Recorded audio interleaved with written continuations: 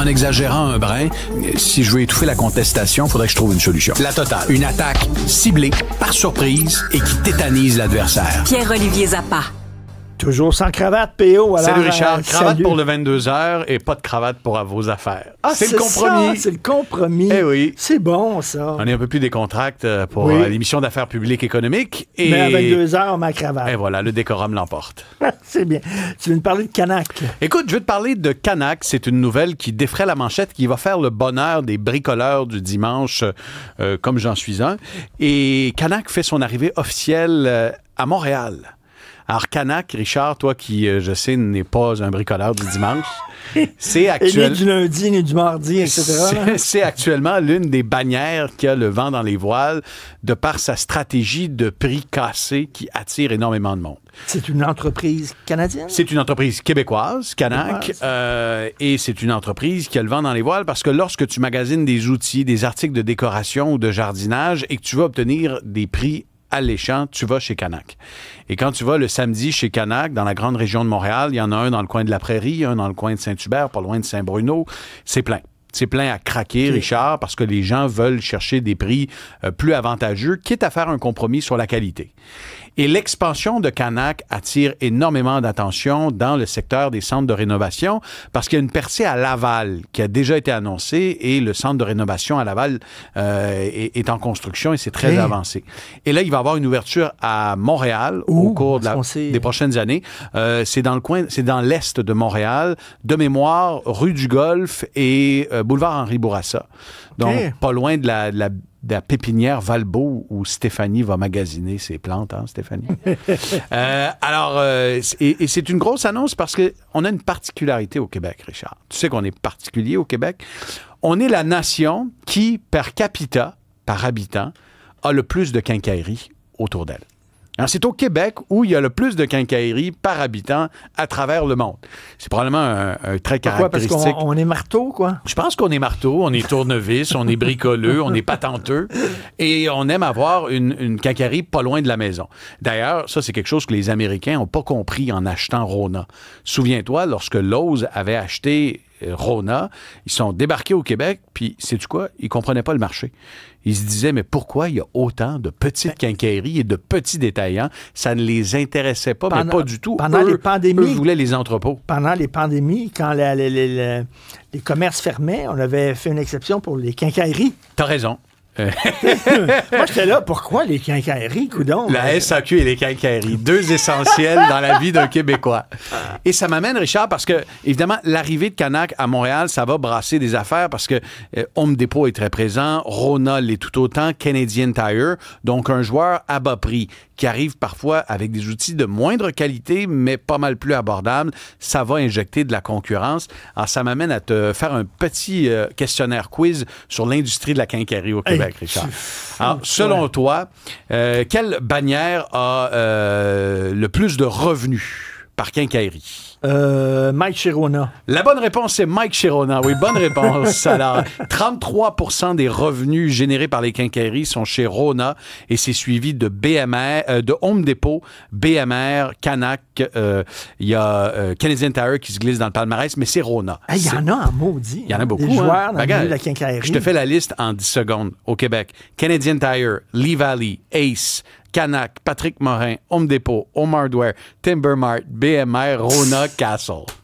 Mais pourquoi on a besoin tant de quincaillerie, puis d'escabeaux, puis de marteaux, puis de tournevis? Selon toi, quelle bannière a le plus de pieds carrés au Québec? Je dirais BMR. Rona, 36% du pied carré de quincaillerie, suivi de Canadian Tire, Home Depot et BMR. Et si on regarde, quelle bannière, Richard, génère le plus de revenus par pied carré? Canadian Tire. La réponse est Canac. Canac a des magasins avec tellement de stock, Richard, que 18%, 1628 $ par pied carré générés de revenus. Ce sont les chiffres de l'ACMAT publiés l'an dernier, l'association qui représente les quincailleries. Et ma dernière question quiz, Richard, là, tu as l'occasion de te reprendre. Laquelle des bannières a le plus de travailleurs au Québec? Rona. La réponse, c'est BMR avec 8000, mais suivi de Rona pas très loin à 7250. Ça te donne le portrait d'une industrie devenue hyper concurrentielle où la présence d'un joueur qui est de plus en plus gros et qui est de propriété québécoise, Canac, va forcer des Rona à trouver des idées pour attirer du monde. Mike chez Rona, c'est pas étranger à la forte pénétration de Canac. C'est la réponse marketing d'une bannière qui veut attirer les gens. Puis là, Mike chez Rona est arrivé dans sa deuxième étape, Richard. Samuel Montembeault, qui fait de la publicité pour McDo, s'est également associé à Mike de chez Rona pour faire une publicité croisée entre Rona et McDo. Oui. Alors, tu as la publicité de Mike chez Rona et tu as Samuel Montembeault qui arrive chez Rona avec son McDo. Alors, tout un déploiement publicitaire pour ces deux bannières-là. Wow! Je pense que les gars, finalement, ils ont des man caves. Là. C'est une façon là, de... chérie, je dois zigonner dans mon Le garage, mon atelier. C'est un refuge, Richard. Ben oui. Alors, les ventes de McDo surprennent. Tu voulais justement te parler de ça. Là. Parlant de McDonald's, tu connais mon amour pour les résultats financiers, on a le dernier rapport trimestriel des ventes de McDonald's et pour prendre le pouls de l'économie mondiale, de regarder les chiffres de ventes de McDonald's, c'est toujours un indicateur de choix. Alors, je vais te résumer les chiffres suivants, Richard. Au chapitre des ventes internationales, McDonald's a vu son chiffre d'affaires augmenter de 3,6 % au cours du dernier trimestre. Donc, on parle au cours de 3 mois de vente de 7 milliards de dollars. Ça va bien chez McDonald's. La stratégie agressive de prix avec le retour des menus McValeur, ça fonctionne. Le café à $1, ça amène de la clientèle. Et la croissance à l'extérieur des États-Unis, elle est encore plus forte. Et il y a un chiffre qui a attiré mon attention parce que j'aime les chiffres. 25 % des dollars dépensés chez McDo le sont avec le programme de fidélité sur le téléphone cellulaire. Ah oui? 25 % des dollars dépensés, ça passe notamment par l'application que tu présentes avec ton code pour obtenir des points McDo. Et c'est donc l'un des programmes à travers le monde qui connaît la plus forte pénétration dans nos téléphones portables, Richard. McDo a réussi à entrer dans notre téléphone portable, amène ses clients à commander par téléphone, à aller chercher les produits et les aliments au restaurant. Et ça a été un changement de cap extrêmement payant pour la marque. Je pense que mon fils fait vivre McDonald's. Et c'est le signe. Vraiment. Ah oui? Qu'est-ce j'essaie de dire, slack un peu, là. Essaie de bien manger, puis tout ça. Mais on rentre dans sa chambre, pour faire le ménage, qu'est-ce qu'on voit? Ça fait la McDo. Mais ce qui est incroyable, Richard, c'est que McDonald's, c'est un modèle d'affaires mature.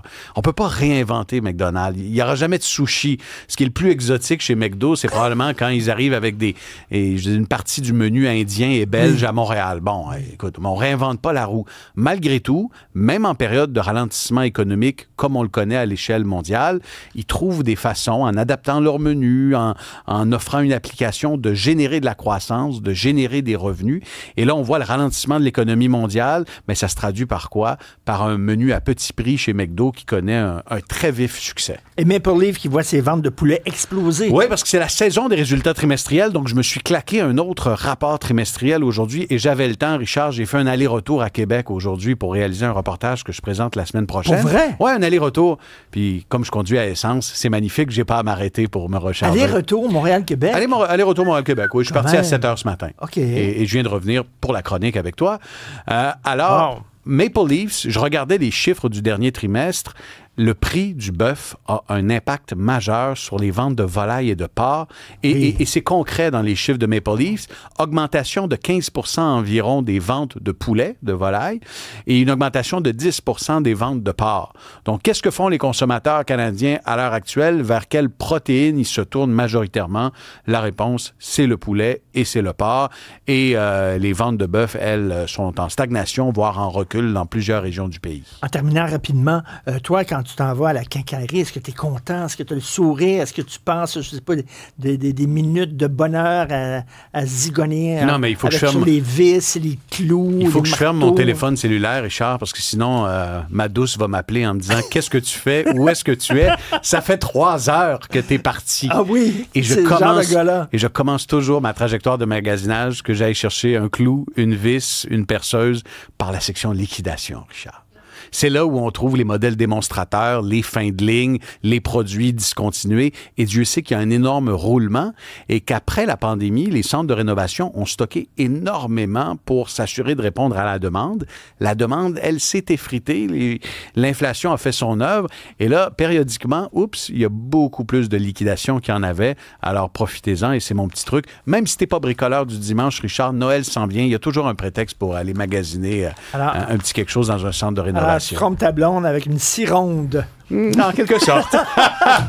On t'écoute à 18h30 sans cravate et à 22h avec cravate. Bien noté. Merci.